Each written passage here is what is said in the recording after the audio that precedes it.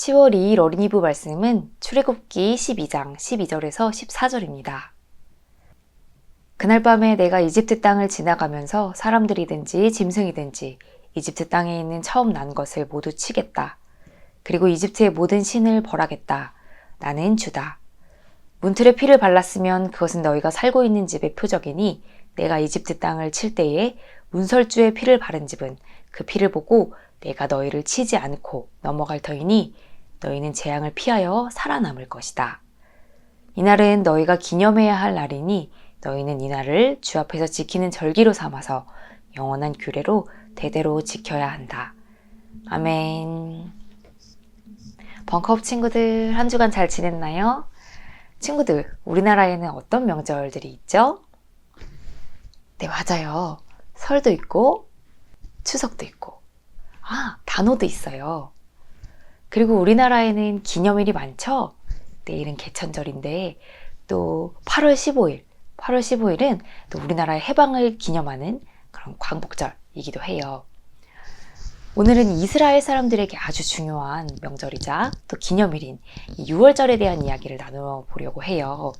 아니, 우리나라 명절도 아니고 왜 이스라엘 사람들의 명절에 우리가 이렇게 관심을 가져야 하나 궁금하죠? 그건 성경 속에 6월절에 관한 이야기가 아주 많이 나오기 때문이에요. 예수님도 6월절을 앞두고 예루살렘에 가셨다가 돌아가셨고 또 우리가 지키는 사순절, 예수님이 돌아가신 것을 40일 동안 마음에 새기는 그 사순절도 6월절 풍습에서 왔다고 해요. 그럼 첫 번째 6월절, 첫 번째로 생겼던 그 6월절은 어떻게 생겨났을까요? 우리 성경 속으로 한번 들어가서 살펴볼까요? 때는 이스라엘 사람들이 이집트에서 노예 생활을 하고 있던 때였어요. 이스라엘 사람들에게는 날마다 신음소리가 새어나오고 있었어요. 너무너무 아팠기 때문이에요. 너무너무 힘들었기 때문이에요. 노예 생활이 날마다 신음소리가 새어나올 만큼 힘들었어요. 또 이스라엘 사람들에게는 울음소리도 그치지 않았어요. 그만큼 힘든 날들이 계속되고 있었지요. 하지만 하나님이 이 울음소리를 그냥 두지 않으셨어요. 하나님은 이 울음소리와 하나님을 부르는 소리에 응답하셨지요. 그래서 하나님은 모세를 부르셔서 이스라엘 사람들을 이집트에서 탈출시키겠다고 말씀하셨어요. 모세는 겁이 나고 또 걱정이 됐지만 하나님이 함께 하신다는 것을 믿고 하나님 말씀에 순종했어요. 그리고 이집트의 파라오를 찾아갔죠. 모세는 두렵고 떨렸지만 하나님을 의지해서 파라오에게 당당히 말했어요. 이보시오, 하나님이 말씀하시기를. 바로 그때 파라오가 모세의 말을 딱 끊고 말했어요. 하나님? 그게 누군데? 모세는 계속 말했어요. 하나님이 말씀하시기를 하나님의 백성들, 우리 이스라엘 사람들을 풀어주라고 하셨어. 그러자 파라오는 인상을 쓰며 말했어요. 그게 무슨 소리냐? 그렇게는 못해. 당장 물러가! 그러자 하나님은 파라오에게 경고하셨어요. 10가지 재앙을 내리겠다고 말이죠. 첫 번째 재앙은 강물이 온통 핏물로 변하는 재앙이었어요. 아무도 물을 마실 수가 없어서 너무너무 목이 말랐지요. 그래도 파라오는 고집을 부리고 이스라엘 사람들을 보내주지 않았어요. 그러자 하나님은 온 사방에 개구리떼가 뛰어다니게 하셨어요. 침대에도 개구리, 머리에도 개구리, 밥 먹을 땐 밥 위에도 개구리, 어디에나 개구리 천지였죠. 파라오가 소리를 질렀어요. 이 개구리떼를 좀 없애줘. 그럼 내가 너희들을 보내주겠다. 그러자 하나님은 개구리떼를 없애주셨어요. 그런데 그새 파라오의 마음은 변했어요. 안 돼. 생각해보니까 안 되겠어. 너희는 못 가. 절대 안 돼. 그러자 하나님은 이번에는 수많은 이를 보내셨어요. 이는 아주 작아서 잘 보이지도 않는 벌레였어요. 이에게 물리면 모기에 물린 것보다 수백 배는 간지러웠지요. 그래도 파라오는 고집을 부렸어요. 그러자 하나님은 이번엔 파리떼를 보내셨어요. 파라오는 그래도 또 고집을 부렸지요. 그러자 이집트 사람들이 키우는 가축들 사이에서 전염병이 돌기 시작했어요. 그 다음에는 이집트 사람들 사이에 지독한 피부병이 퍼지기 시작했지요. 그 다음에는 무시무시한 우박이 이집트 땅에 내리기 시작했어요. 그 우박은 맞으면 죽을 만큼 무시무시한 우박이었죠. 그 다음에는 메뚜기 떼였어요. 메뚜기 떼가 이집트의 모든 곡식들을 먹어치워댔지요. 그리고 낮에도 해가 없이 온 세상이 캄캄한 날들이 계속되기도 했어요. 그렇지만 이렇게 재앙이 내릴 때마다 파라오는 이것만 그치게 해주면 보내주겠다 라고 했어요. 하지만 거짓말이었어요.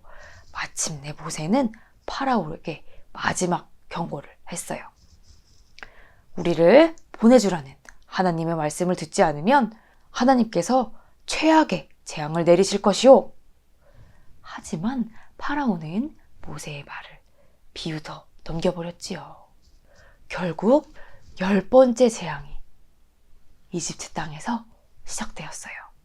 이 마지막 재앙은 이집트에서 첫째로 태어난 생명이 모두 죽게 되는 아주 무시무시한 재앙이었죠. 하나님은 이 10번째 재앙을 시작하기에 앞서 이스라엘 사람들에게 미리 말씀하셨어요. 어린 양의 피로 문에 표시를 해라. 표시된 집은 그냥 넘어갈 것이다. 그 무시무시한 밤, 죽음이 이집트 땅을 지나갔어요. 죽음이 지나가는 집마다 첫째로 태어난 아이가 죽고 말았지요. 하지만 어린 양의 피가 문에 표시된 집은 죽음이 그냥 지나갔어요. 이집트 땅에는 울음소리로 가득하게 됐어요. 첫째로 태어난 아이들이 죽기 시작했기 때문이에요. 그리고 그 울음소리는 파라오의 궁전에도 가득했어요. 파라오의 첫째 아들도 죽었기 때문이었어요. 파라오는 죽은 첫째 아들을 끌어안고 울부짖으면서 말했어요. 당장 가버려라! 모두 사라져버려! 그날 밤 이스라엘 사람들은 이집트에서 탈출할 수 있었어요. 노예로 살던 이집트 땅을 떠나서 하나님이 알려주신 땅으로 떠나는 그 여정을 시작했지요. 이스라엘 사람들은 그날 밤을 유월절이라고 불렀어요. 유월절은 넘어간 날이라는 뜻인데 이스라엘 사람들이 첫 10번째 재앙인 죽음을 당하지 않고 그 죽음을 그냥 넘어갔다는 의미에서 유월절이라고 지어서 부르게 됐지요. 이스라엘 사람들은 이 무시무시한 재앙을 넘어가게 된 것과 이스라엘 사람들을 이집트에서 구해주신 것을 기억하면서 매년 유월절을 지키며 하나님을 생각했어요. 그래서 매년 유월절이 되면 이스라엘 사람들은 그날 밤처럼 먹고 그날 밤처럼 입고 그날을 잊지 않으려고 애썼어요. 사랑하는 벙커업 친구들, 죽음이 지나갈 때도 이스라엘 사람들의 생명을 지켜주셨던 그 하나님, 그리고 이집트의 노예 생활에서 이스라엘 사람들의 울음소리를 외면하지 않으시고 그 사람들을 구해주셨던 그 하나님, 그 하나님은 우리를 지키시고 구해주시는 분이세요. 매년 유월절을 지키면서 이 사실을 잊지 않으려고 애썼던 그 이스라엘 사람들처럼 우리 친구들도 우리를 보호해 주시고 또 구해 주시는 하나님을 늘 기억할 수 있기를 우리 벙커업 선생님들이 늘 응원하고 기도할게요. 기도하겠습니다. 우리의 속상한 울음소리에 응답하시는 하나님, 우리가 어렵고 힘든 상황에 처할 때 하나님을 찾을 수 있게 해주세요. 하나님이 우리를 지키시고 보호해 주신다는 그 사실을 우리가 늘 잊지 않게 해주시고 우리를 구해주시는 하나님 말씀을 잘 믿고 따르게 해주세요. 예수님의 이름으로 기도드립니다. 아멘. 하나님은 너를 지키시는 자, 너의 우편에 그늘 되시니 낮에 해와 밤의 달도 너를 해치 못하리. 하나님은 너를 지키시는 자, 너의 환난을 면케 하시니 그가 그가 너를 지키시리라. 너의 출입을 지키시리라. 눈을 들어 산을 보아라. 너의 도움 어디서 오나. 천지 지으신 너를 만드신 여호와께로다.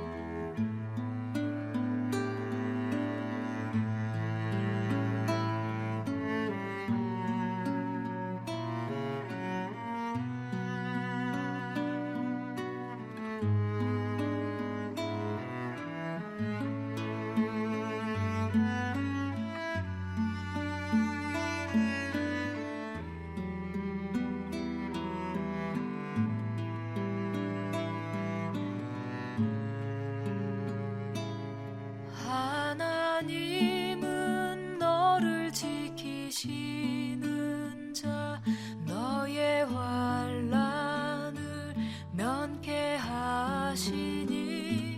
그가 너를 지키시리라.